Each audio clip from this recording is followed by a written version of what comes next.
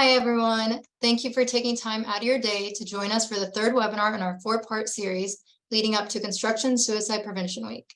My name is Isabel Whaler, and I'm the project manager for this initiative. What started as a regional initiative in Kansas City in 2019 has grown to a nationwide effort to bring awareness to the epidemic of suicide in the construction industry with the goal of saving lives. In 2022, more than 400 organizations reaching nearly 250,000 workers participated in Construction Suicide Prevention Week, and we are well on our way to exceeding those numbers this year. If you have not already, please be sure to register your company's participation on our website to receive your OSHA recognized certificate at www.constructionsuicideprevention.com.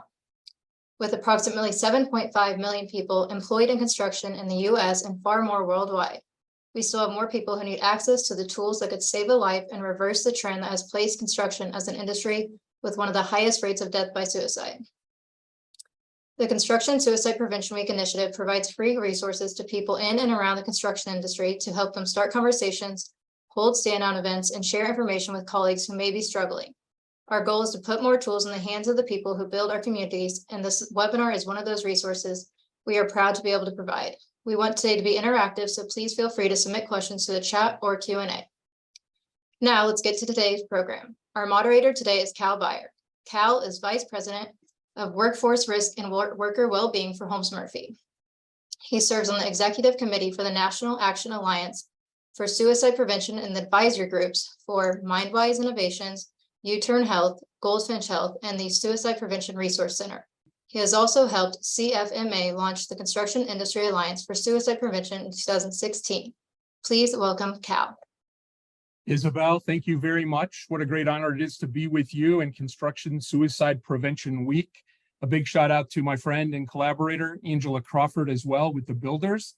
I'm really excited about the panelists that we have joining us today, and I want to start with self-introductions.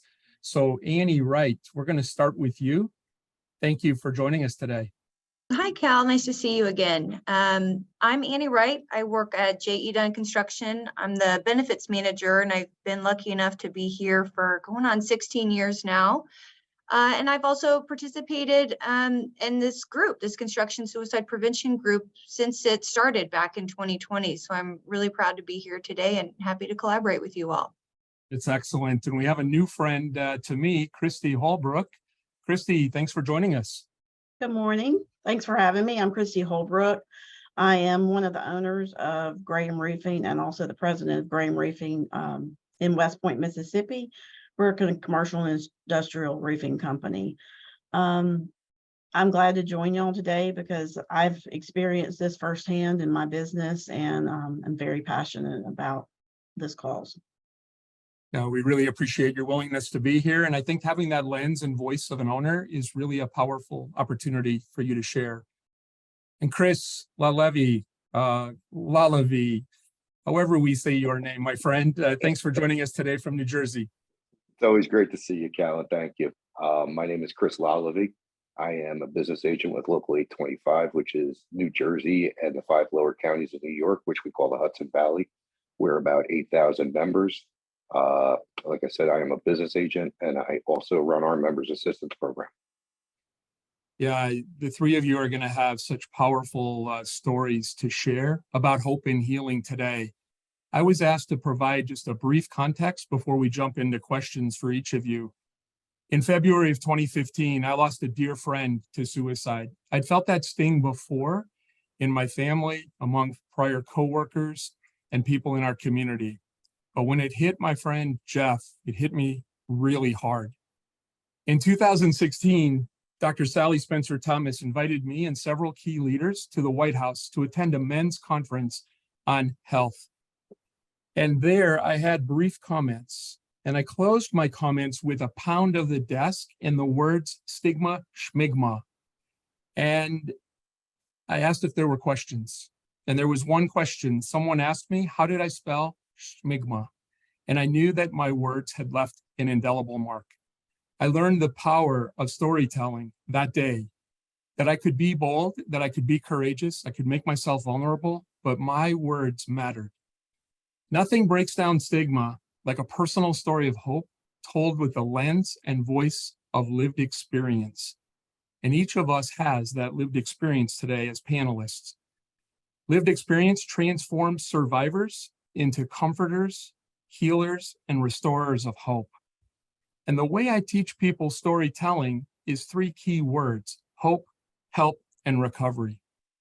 This is a powerful framework that allows us to move from grief to healing to storytelling. Storytelling requires safe messaging, safe language, safe portrayal, and depiction. And there are a few key elements that we wanted to share with our audience. We used a content warning today that provides care that people will not be surprised by the content. 2, we always don't describe graphic details. We don't want to describe the means or methods of a death by suicide. We want to be respectful, we want to have dignity, and we don't want to traumatize others. We also don't want to glamorize suicide. We want to acknowledge a life lived. We want to acknowledge that there was pain, but we want to help the family and other survivors deal and attend to that grief. We're going to use language like died by suicide rather than the traditional method of describing committing suicide. It takes away the blame for the deceased, and it makes it easier for the survivors, the family, to not feel like their loved one is being blamed when they wanted their pain to end. And we don't want to use statistics for shock and awe. What we do want to do is use our personal journey from grief or other circumstances and how you sought or accepted help and how you were able to get to the next level. And you will be sharing hope that will be transformative. It will be a superpower. Other people will lean in and they'll meet you and they will ask you for guidance on hope, help, and recovery. So I want to conclude these opening comments with a quick story. A gentleman I've become friends with over the last 5 years. His name is Ray Stenglein. He's a survivor of his daughter's suicide. He shared words that first spoke to my heart, and they still do. Ray said, a human can live 4 weeks without food, 4 days without water, 4 minutes without air, but only 4 seconds without hope. So today, I want to turn this over to the panelists, and let's hear your why and how you're hopeful about these combined efforts around suicide prevention. Chris, I'm going to start with you. I've known you the longest, and I'm really excited about all the great work that you're doing in New Jersey. But you have a personal story. It started in your teenage and young adult years. Would you mind sharing that story with us briefly? I think it's powerful, hopeful, and it's going to be impactful for others. Absolutely. As I said, I'm an operating engineer, crane operator by trade. And in my early to mid 20s, I found myself with horrible anxiety and also depression. This brought me to a dark place. This is a place where I was internally in pain and I didn't know what to do about it. I didn't know what to do to help myself. And the only thing that I thought would help me is to be done with myself. I did not do that. It was mid 90s. There was not a lot of talk. There was not a lot of help. There was very little out there. So it was a lonely journey. And it was one that I basically had to pick myself up and get myself some help and say, I'm going to do this. I want to live. That was about a 2.5-year journey between getting help from a psychologist, then working with a psychiatrist. Of course, being in the construction industry, not something that I would advertise. We're a male-dominated business. There's no way I would tell anybody that I was actually doing that or that's where I was going. But I got the help. And as the different medications started working, I stopped drinking my sorrows away and passing out. And I started getting on with life. It brought me to where I am today. That journey I did alone, and it wasn't fun to do it alone. Nobody understood. There was a lot of, within my own family, trying to explain it. There was a lot of, oh, just get over it. Oh, don't worry about it. You're thinking too much. And that's easy to say from an outside perspective. It's very easy to say. And I say that what I felt at that time in my life, I don't wish upon my worst enemy. I don't have a lot of enemies, but I sure don't wish it upon my worst enemy. It was horrible. So with this members assistance program, it's my way of saying, I'll walk with you. I'll take that walk with you. You have this empathy, you have that ability to connect. I remember meeting you at the first National Mental Health and Suicide Prevention Summit in Denver. We'd known each other only by email and webinar and cell phone. And we both hopped on an elevator. Hey, Chris. And then a big embrace, a big hug. And I know the way you connect with people. I wanted to just ask you quickly, because I think it's important here, but just a few years later, through that personal crisis, you're now helping others. How does that feel to help others? It feels great because, like I said, I know what it was like to walk that alone. I'll never know what that person that is going through something, whether it be suicide ideation, a mental health crisis, an addiction problem. I'll never know how they feel. I'll never say I know how you feel. What I can do though is I can share what I went through. And when I'm sharing what I went through, I think I can see it takes a lot out of the person and says, okay, I'm with a safe person. This guy knows a thing or two, I'm not a therapist, I'm not a doctor, but I stay in a Holiday Inn Express once in a while. Yeah. And you do have that witty sense of humor. So we'll come back to you, Chris. I thank you for your honesty, your vulnerability. Paul Lawson, a friend that we know from Ohio, he just wrote, love your vulnerability. You're modeling it for all of us. Thank you, brother. And that's what this is about. Each of us helping one another. Annie, I've gotten to know you now since about 2020 as well, with the onset of the pandemic. Proud of your affiliation with this group, how you helped launch it. J.E. Dunn was a major sponsor in March of 2023 for the second Construction Working Minds Conference that was held in Kansas City. Why is this topic so important to J.E. Dunn? Well, yeah, Cal, nice to see you again. We were really proud to be the title sponsor for that Construction Working Minds Summit here in our hometown. I did attend last year, the first year of that in Denver as well. So sorry I missed you there, Chris, but I remember seeing you, Cal. The suicide rate in our industry is 4 times the national average, and that is not lost on J.E. Dunn. We're one of the largest general contractors in the country. We recognize, more importantly, really, that the mental health space is not a space where we are competing with our peers. We really have to make this a collective effort to impart, change on the industry as a whole, which is really kind of where our goal and our mindset has stemmed from as we think about our overall strategies for mental health programming and just helping our people and their families. I'm excited that you'll have an opportunity to share some of the cool things that you're doing. And I don't use that word cool lightly. I think you're innovative. You've been very attentive to the needs of your employees and you're listening. And I think you've got some really great examples that you're going to share that help build to better storytelling and to give more hope. So thank you, Annie. Thanks, Cal. Christee, you shared with us multiple suicides within the last 4 to 5 years. And you had raw feelings and you shared openly kind of the pain of that trauma. And I think as a company owner, we take responsibility, right? We feel like there's something I could have done or should have done. But what have been some of the most important learning lessons that you've had responding to suicide? And if you could just share a few of those lessons learned, I think that would be really helpful for people.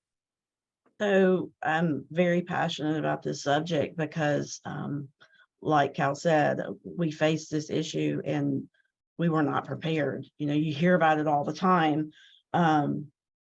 Don't think it's going to happen to you. My guys are fine. And within 18 months, we lost 3 of our employees. And, you're left with grief, severe grief, because we're all, we're a small company. We become like family.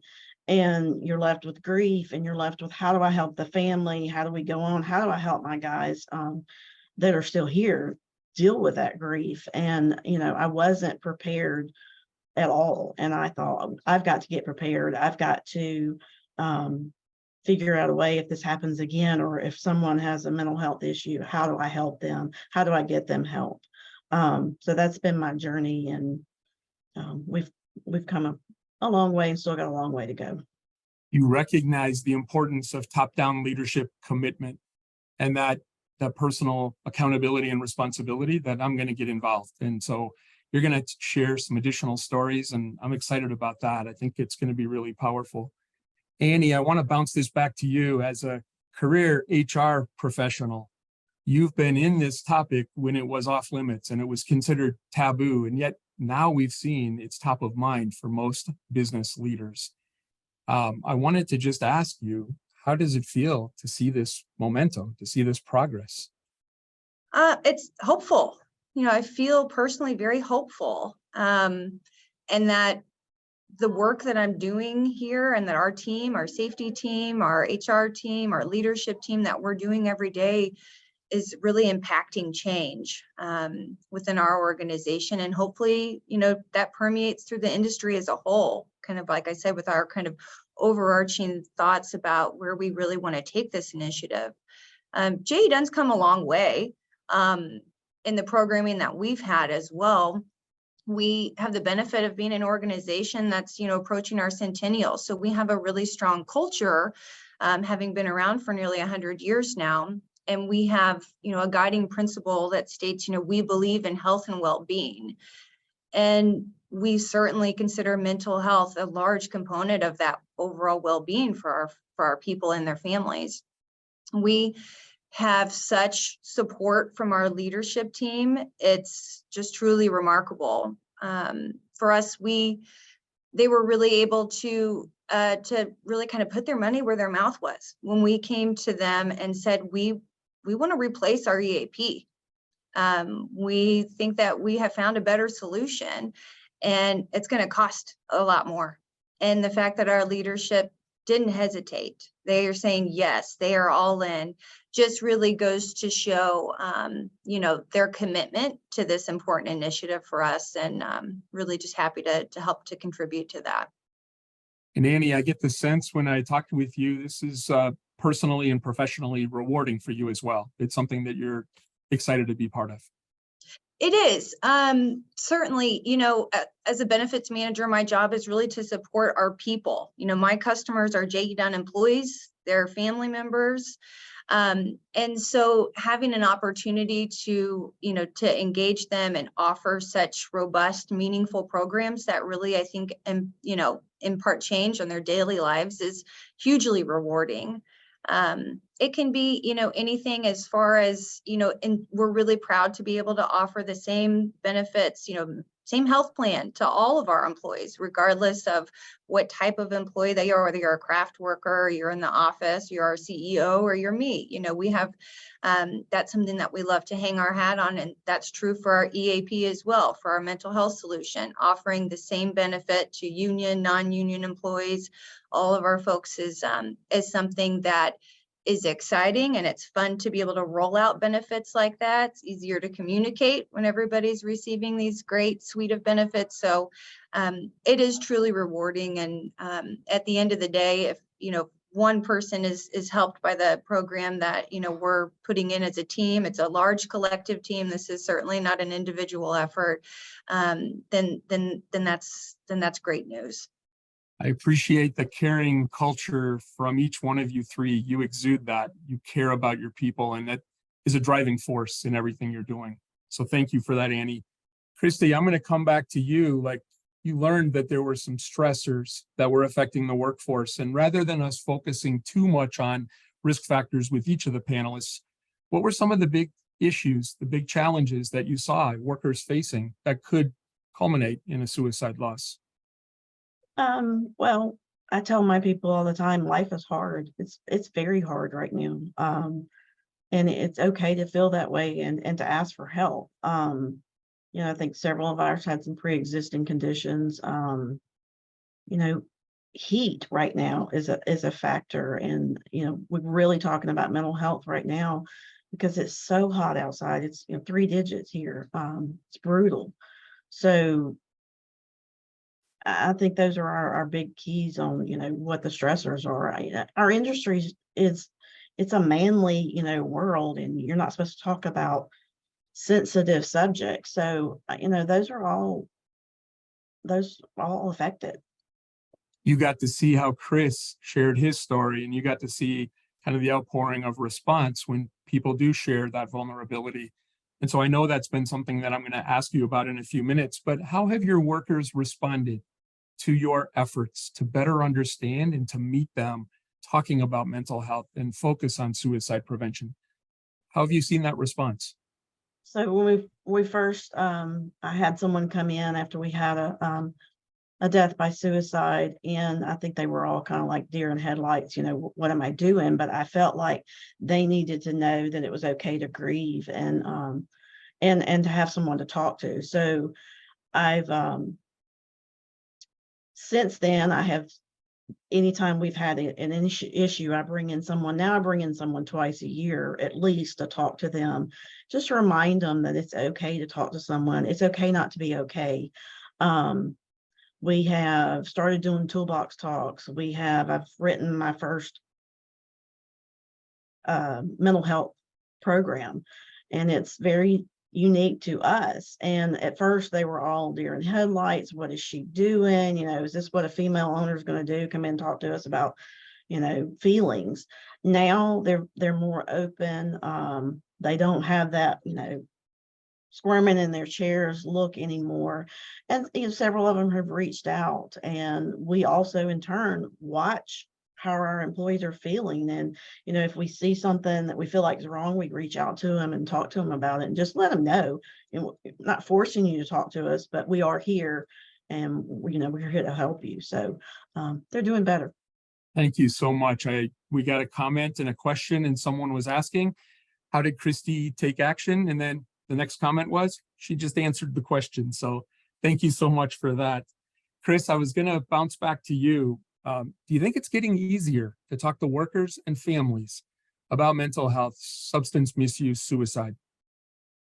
If there's ever any silver lining in the pandemic we went through, and we're still feeling the effects, and we'll be feeling the effects for a long time, and that is one of the things that is the positive, is we started to understand each other. We started to understand not feeling, right, and actually speaking about that, whether it was a gathering within your home, within your family, among the workers, just talking about, how seriously this is and how it was affecting you. We all lost loved ones. We didn't get a lot of people didn't get a formal goodbye to their loved ones because of the pandemic. That has an effect on people. I still see those effects. But here's people that are talking about it, and they're saying something about it, and being able to hear them and guide them and say, thank you for sharing that with me. Maybe you should sit down with somebody and really explore this because it's bothering you inside, to put it out there. So is it easier? Yes. On the employee side, absolutely. On the employer side, we're starting to see a lot of employers with the buy-in, to where I'm doing more and more just job visits, putting things together and asking them to blend it in with their safety culture. And they are, because they see it. We need our workers. Chris, I frequently tell people when I was launching this initiative with Dr. Sally Spencer Thomas, I was working for a contractor union signatory in Washington State back in 2014 into 2015. And I was too proud. I didn't lean on the unions enough. And it took me a little bit to figure out it's going to work better if we collaborate. And so I think you just shared a powerful message, and I think it's going to give people hope to know that we're seeing union, joint labor management cooperation. And the other powerful thing, Christee is a non-union, you're a union contractor. We are working together, both sides of the table. And that's what I love about Construction Suicide Prevention Week. So thank you for Yeah, letting us. I find it really great that we can all agree on something and sit around the table and talk like human beings instead of, the fighting, because this is about people. It's not about anything else but people. Yeah, it's all about the people. I wanted to just give a shout out to the audience as well. Thank you very much for sharing the comments. Christee, I hope you'll have a chance to look at some of the really great things people are saying about what you've been sharing as well.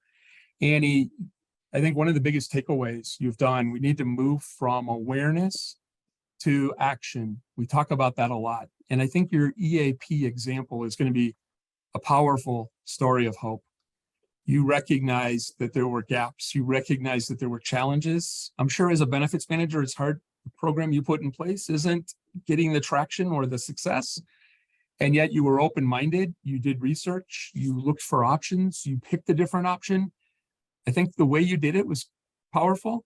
You want to talk about how you got feedback from employees, from leaders, from supervisors, and then tell us kind of what the impact has been of your modified EAP or your enhanced EAP. Sure, thank you. So, at Dunn, we're certainly trying to be as thoughtful and strategic with the changes for all of our health and well-being programs, each and every day. And we had that traditional EAP that so many have, low utilization, not a lot of feedback. The employee experience was abysmal, given, the comments and feedback we were receiving from our people. And so in 2022, we completely did an overhaul and we replaced that vendor with a more specialty mental health provider that we're really proud to be partnering with, that really specializes in removing that large barrier of access to care. Our partner now is offering all of our employees, union, non-union, and their dependents, each 12 free visits with a mental health professional each and every year per instance. We also have that integration too, if you're continuing care past those 12 visits that JE Dunn is paying for, that then we have some integration with the health plan offering. So you can continue that care towards that deductible and co-insurance, which has been really meaningful for the folks who are blowing through those 12 visits. So it has been eye-opening to us as well. And more importantly than anything, it's really just sparked this robust conversation about mental health by being able to roll out a benefit like this to everybody. And in my 15 plus years here at Dunn, we've never advertised a benefit like we do this. We are QR codes everywhere, home mailings every quarter, posters here, banners at job sites, our CEO blog puts it on his blog that is heavily read. It's on every communication from our employees. It's in my email signature. So it's fun to be able to advertise a benefit like this for everybody in that regard as frequently as we are. I see the question come through. The provider that we chose is Lyra. It's a company based out of San Francisco. Essentially what we're hearing really from our employees too is they're really feeling supported and happy and finding some meaningful change with therapy, to the point where they are reaching out to us, to my boss, to our team on a regular cadence, asking to share their story, asking to be able to have a platform to share the experiences that they've had with their utilization with the Lyra providers. So that is so impactful to have those employee advocates, whether it's somebody like myself, a labor journeyman, our executive leadership team, and everybody in between. We have received comments, feedback, and just a lot of participation at all levels within the organization. And I think it's really a testament to JE Dunn's culture, our culture of caring, our culture of ensuring that our people and their families feel supported, and our overarching need of wanting to ensure that our employees feel safe, psychologically safe, at home and at work. I knew that was going to be a mother lode topic, that once you swung the pickaxe, it was going to be a rich harvest. So thank you for that. there's so many pathways I'd like to continue, but I think the story in this is the word of mouth referrals. You're having people help promote that EAP, whereas in the past, like Chris described earlier, we didn't talk about it. Like Christee said, we kind of didn't acknowledge our challenges. We didn't know it was okay to not be okay. You're breaking down those barriers holistically, We are. systemically throughout your organization. And We just are. the way you ended up with this. It takes a little time. We implemented this 1/1 of 2022. So we have, 18 months experience under our belt, more utilization, understanding, of course, it's all confidential reporting. We don't see anything about who's utilizing the services, and nor do we want to. We want to ensure that everybody and their dependents are getting the help and care that they need, which is why we're so proud to be able to offer this benefit, and really thrilled that we have the leadership team who fully backed us and said yes when it mattered. So what we find also, incredibly helpful from those employee advocates too, we're hearing also from our women and our BIPOC members as well, our employees who are able to finally receive care from a provider that they can identify with culturally. And that was something, and that was feedback that, our prior EAP and just lots of that, just the nature of the mental health care crisis with, providers, not having enough providers, to serve all of the people, and not always being able to find a provider that you identify with and you feel safe to be able to share your feelings and innermost thoughts in a way that somebody you think that can understand you in the way that you want to be understood. And we're really proud to be able to partner with LYRA, knowing that they have such a diverse network and are really kind of removing that access to care for our employees as well. And Annie, I think you tied this to culture, that diversity, equity, inclusion initiative, which is important. You use that acronym BIPOC, Black, Indigenous, Persons of Color, reflective of that culture as well. Annie, if you would look at the question in the comments from John O'Brien, he's from Pennsylvania with another association. We'll come back to that one in the questions. Christee, I want to go back to you and just ask you a couple more things about vulnerability, because I think you've done that. I wanted to ask you, how hard is it to show vulnerability as a owner and a leader in your company? How hard is it to show vulnerability? I personally think for me, it's probably not that hard. I'm a very direct person. I'm very open and honest. So if I don't know how to do something, or I don't know what resources, I'm going to say it. And I did that with mental health and suicide, and also with the pandemic, as we talked about earlier. Like, I don't know what I'm doing. We're going to figure this out together. And, we're going to get through this. And I'm going to make the best decisions that I can make with the resources I have at that time. But I do think I'm more prepared now going forward with either one of those topics, whether it's mental health, suicide, or pandemic. So I don't think it was that hard for me.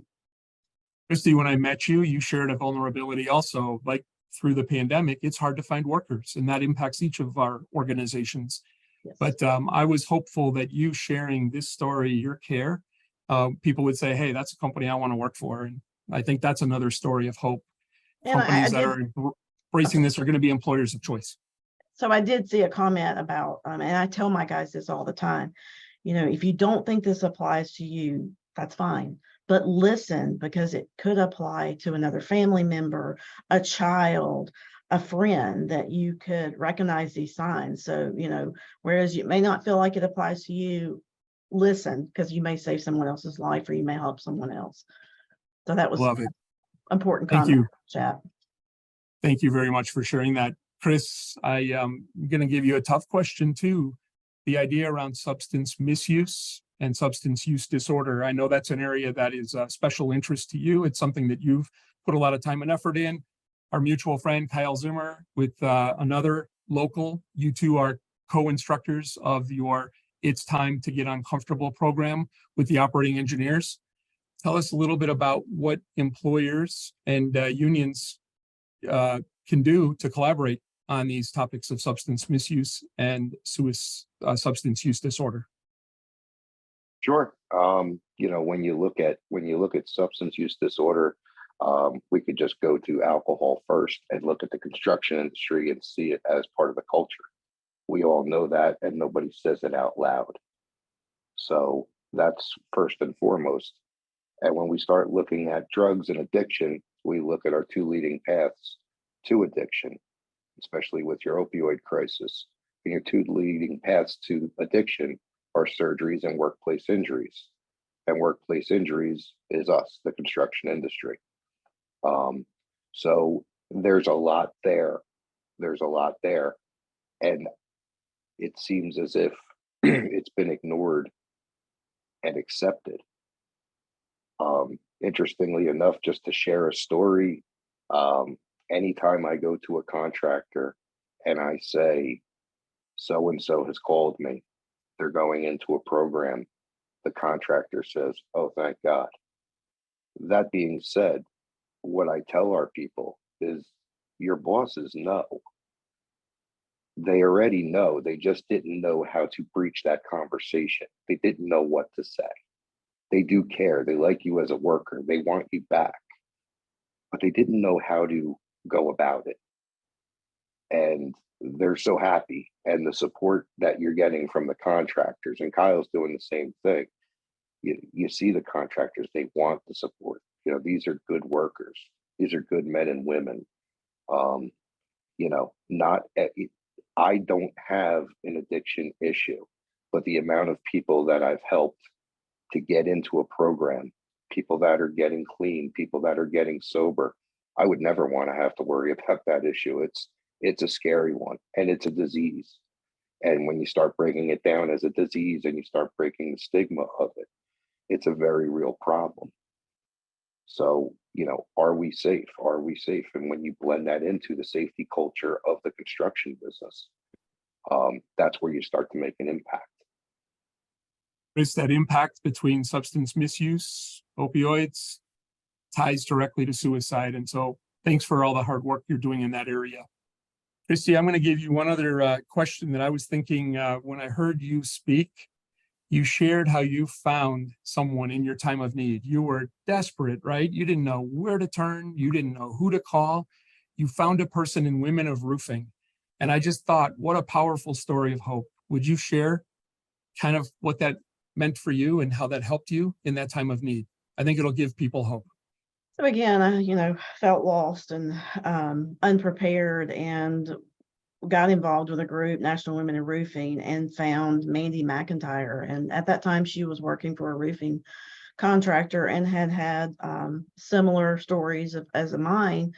And she had started, she became the trainer for the mental health first aid. And I got so excited when I found her and was like, as soon as you're certified to teach this, I want to be your first student. So I was I was her very first class. And so now I am a mental health first aid, have a certificate in that. It's for 3 years, and it's through the National Council for Mental Wellbeing. I've also got my superintendent that works with the guys every day. She's also trained. So we talk a lot about things we're seeing with some of our guys, or, how can we help, or do we think something's going on? So finding her has just been like, she helped me write the mental health program.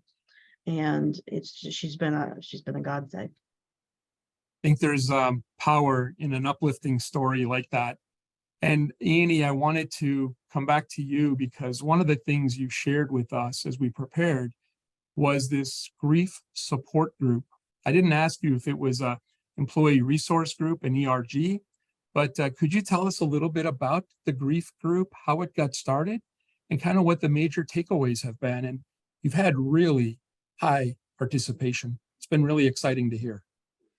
We have, and I can't take any credit for the inception of the group or the idea. I just kind of keep it moving along. But the idea really came from one of our employees who had recently lost his wife, and he was just overcome with grief. And when you think about your work family, these are people like you spend your time with.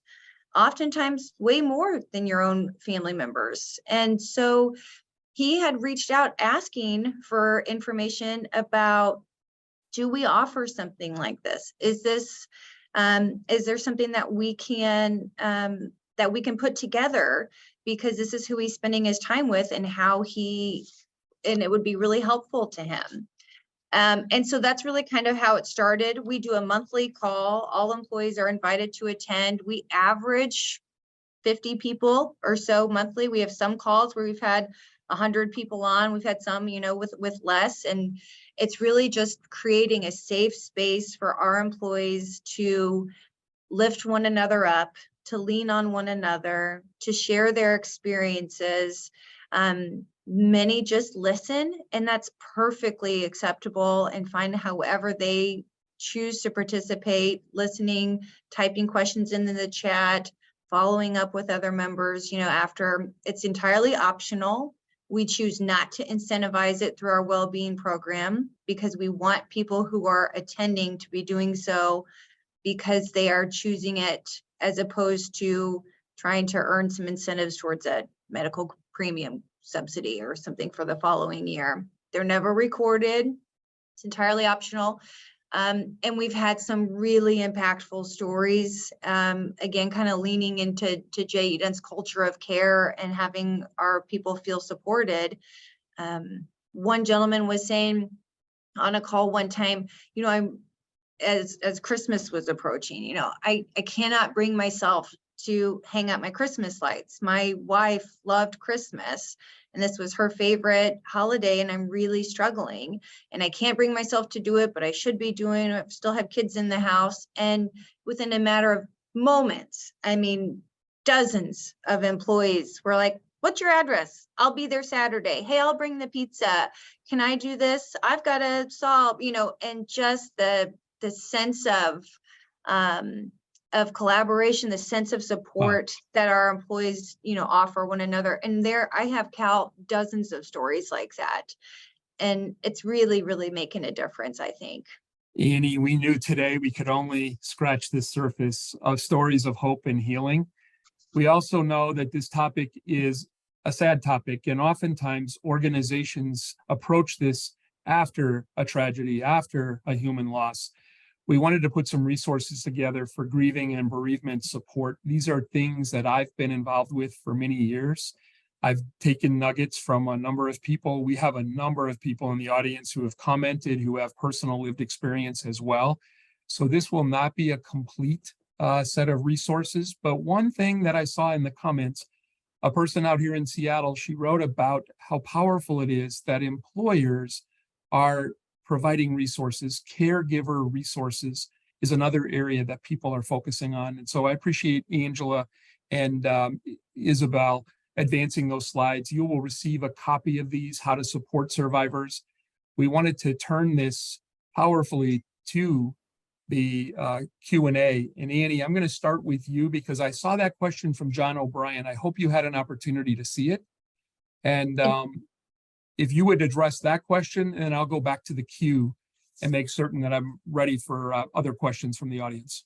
Sure. Yeah, I typed it in the chat, but in case everybody hasn't seen that, yeah. Oh no, you're fine. So, if I recall, John's question was, about how are we sharing those messages about, the benefits aside from word of mouth. And John, you're right that word of mouth is extremely powerful, and that's been a great method for us with our culture here. But essentially, we old-fashioned home mailings. We have a lot of men and women who are away from their families on job sites. They're in remote locations or they're long-term travelers. And our team is doing home mailings every quarter, announcing these benefits. There's so much data that suggests, you have to hear something, 7 times before it clicks. Well, we're finding that now in the 18 months in our program because we've been communicating it. And our team, my director of benefits, who's really the brains behind this operation and has been a total champion for this program for J.E. Dunn. She was the first, gosh, we were all thinking, I felt like we've been communicating this all the time, and we did, but it turns out we're just more. So a lot of home mailings. We also do put QR codes on everything, and we've sent and ordered thousands of these stickers, for your hard hat that you can put on your hard hat and the bumper of your truck, wherever works best for you. So that way, at the quick scan of your phone, you can go straight into the portal through our mental health and well-being programming. So kind of not a one size fits all approach, but a little bit of everything. Yeah, and thank you for that. I'm going to encourage everyone to just look through the chat. It feels very robust. There's people posting different resources. I see Candy Hirsch and Laura DeCook. They are mental health first aid instructors. Chris, you and I both took recertification programs from them. They're doing things with the Associated Builders and Contractors as well. We had someone write about a group called empathy.com. John Gall is probably one of the most knowledgeable, well-informed survivors of suicide loss that I know and am friends with. And John, you're always sharing powerful news items with individuals. So you've got some links here as well. I wanted to open this up. If there are additional questions, I'm going to throw a question out and give it to anyone who wants to answer on the panel. John O'Brien, I believe, asked, any thoughts to how a leader reacts to the stigma that initially surfaces within the team?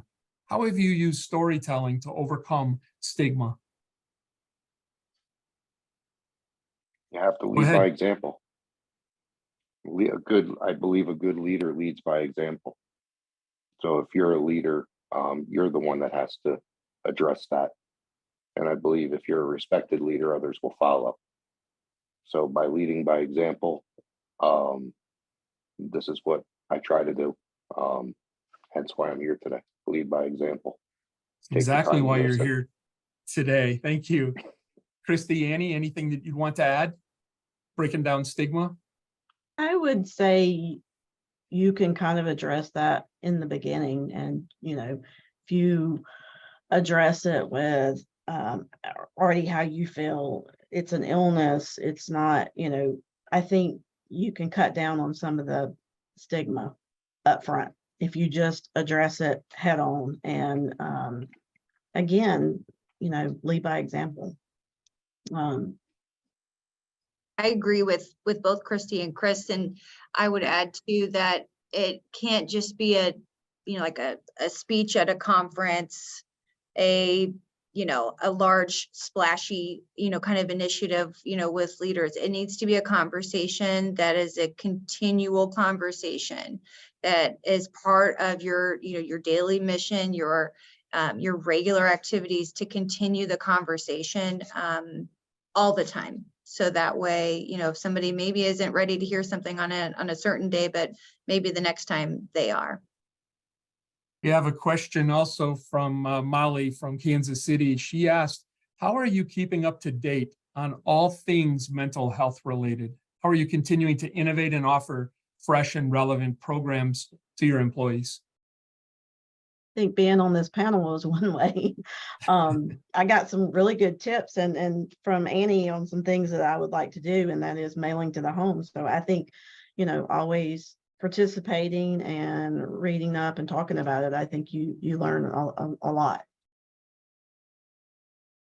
Thank you. You have things like NAMI and SAMHSA and so many different entities, Mental Health America, putting out new things on a constant, and it doesn't cost anything to be on their email list and just read through that stuff. Also through collaborating with people like us, it's a bigger community than anybody I think really understands.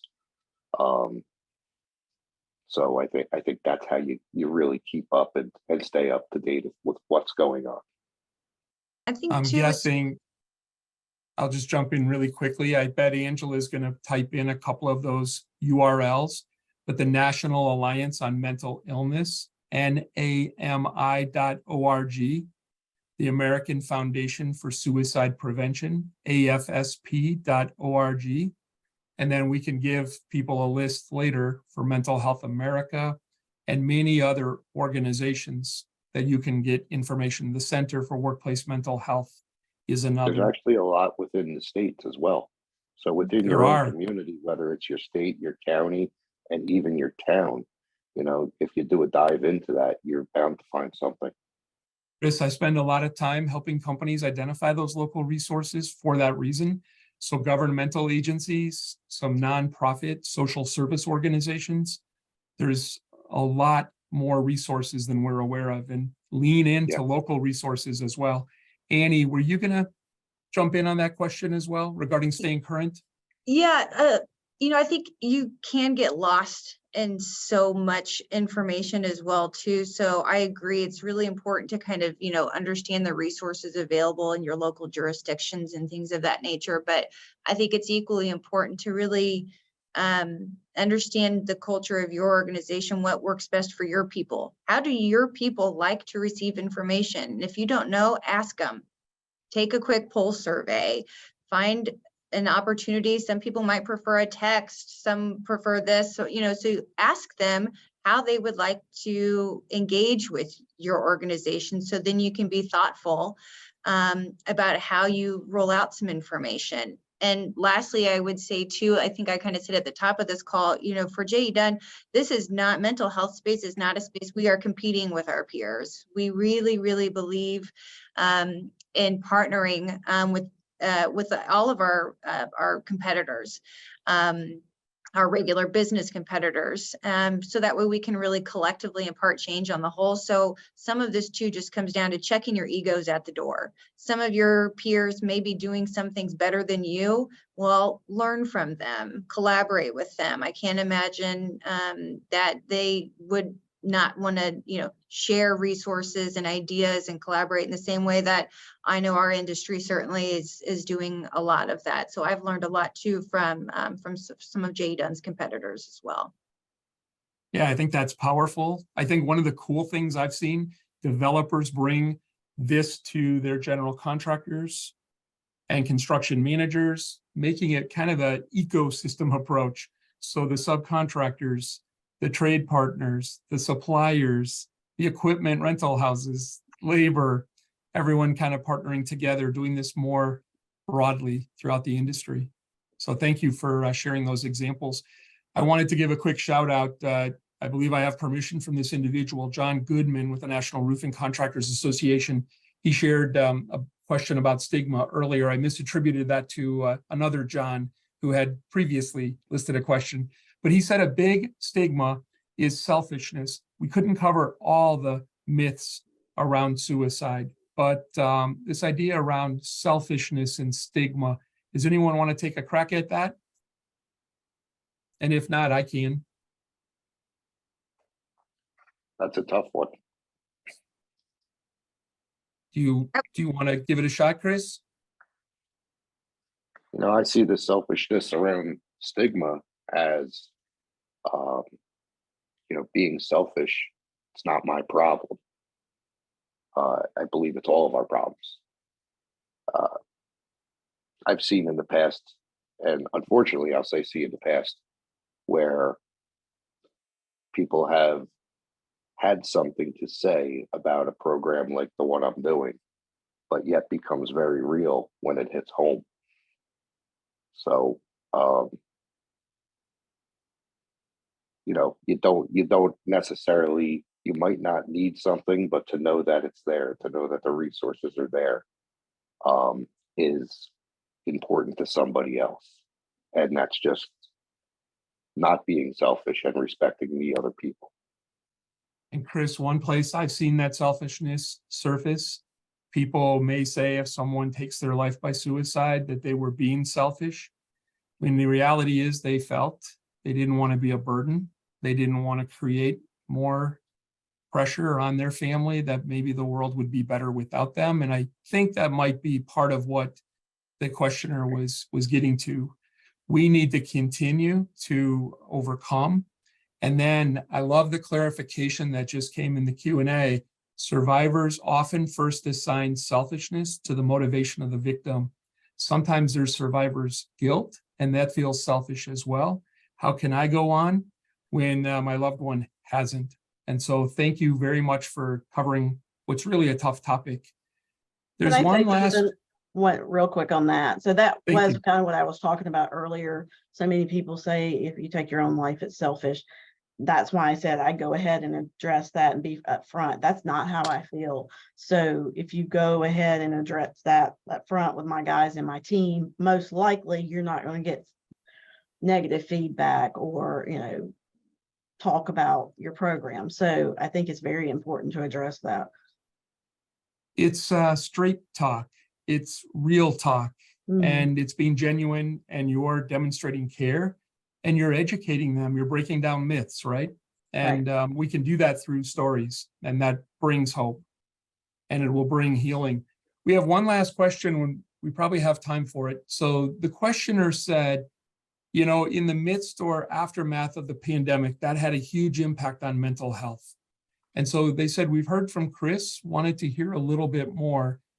Did that impact help or spur your efforts? Or did it mostly come from the top down? Christee, you provided the example. You were dealing with suicide, 3 out of about 65 workers at that point. That felt like a crisis to you, right? Yes. And Annie, you talked about getting your workers involved in asking questions about the EAP.